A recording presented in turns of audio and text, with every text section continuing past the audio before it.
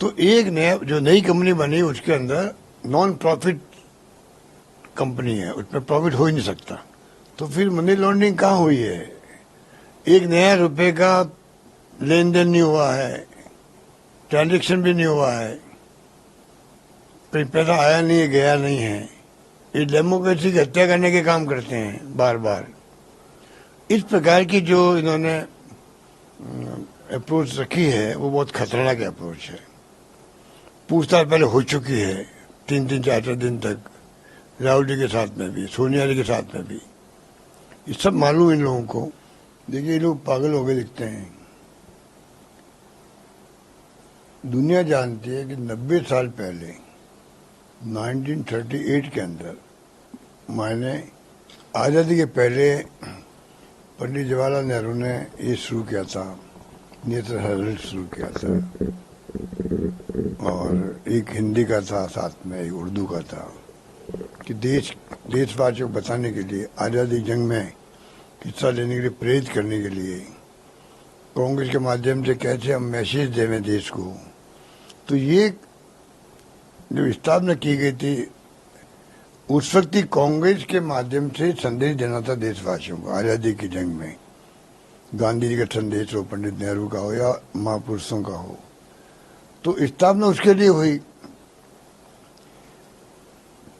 50-60 साल बाद में ऐसी स्थिति आई, कभी ये अखबार बंद हो गया था 2008 के आसपास। बंद हो गया तो कांग्रेस का प्रयास था वापस शुरू करें इसको, वापस शुरू करें, और 90 करोड़ रुपए दे दिए लोन के रूप में एजीएल को, जो एसोसिएट जो इनका एसोसिएशन कंपनी थी, general limited, AGL, associate general limited, 90 crore दे दिए। 90 करोड़ में क्या, लगभग 70 करोड़ तो दिए तनख्वाहों के लिए, कि जो बेचारे कर्मचारी लगे हुए थे उनकी तनख्वाह नहीं मिली 8, 10, 15 साल से।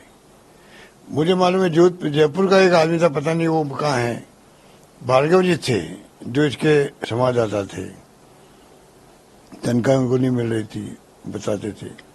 तो तनख्वाह चुकवाने के लिए पैसे दिए गए लगभग 70 करोड़, और लगभग 20 करोड़ रुपए थे जो अन्य कामों के लिए, वापस मशीनरी और सब कुछ नया हो और कैसे ये वापस शुरू हो सके, प्रारंभ हो सके, वो प्रयास किए गए।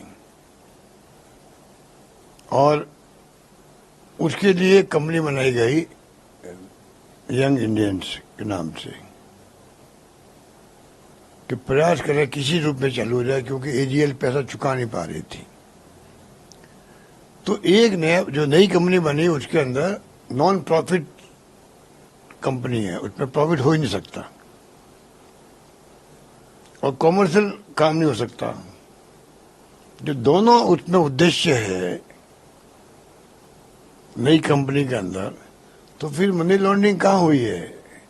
एक नया रुपए का लेन देन नहीं हुआ है, ट्रांजेक्शन भी नहीं हुआ है, पैसा आया नहीं है, गया नहीं है। तो उसको लेके इस देश के अंदर ऐसा माहौल बनाया जा रहा है जैसे कि बहुत बड़ा घोटाला हो गया हो। इतनी संपत्ति है बॉम्बे में, दिल्ली में, लखनऊ में उनकी है, अटैच की जा रही है। 600-700 करोड़ संपत्ति हैं, जैसे उन्होंने चुनाव के पहले किया था कि एआईसीसी के अकाउंट सब सीज कर दिए। ये डेमोक्रेसी की हत्या करने के काम करते हैं बार बार। तो ये इनका विश्वास था नहीं डेमोक्रेसी के अंदर। इस प्रकार की जो इन्होंने अप्रोच रखी है वो बहुत खतरनाक अप्रोच है। बल्कि एक बार जांच हो चुकी है ईडी के अंदर भी,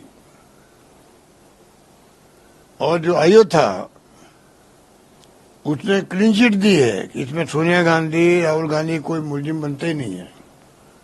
उसके बाद में वापस का केस शुरू कर दिया। तो चाहे सीबीआई हो, चाहे ईडी हो, चाहे इनकम टैक्स हो, सब जगह ये इस प्रकार से हरकतें करते हैं, दबाव देते हैं अधिकारियों पर। अधिकारियों को मजबूरी में आकर के रेड करनी पड़ती है, और रेड जब करते हैं तो जो इन्फॉर्मल बातें वो करते हैं, जहाँ रेड होती है वहाँ आप सोच नहीं सकते कि क्या वो कहते होंगे। तो ये स्थिति है और ये केस इस प्रकार का बनाया गया है।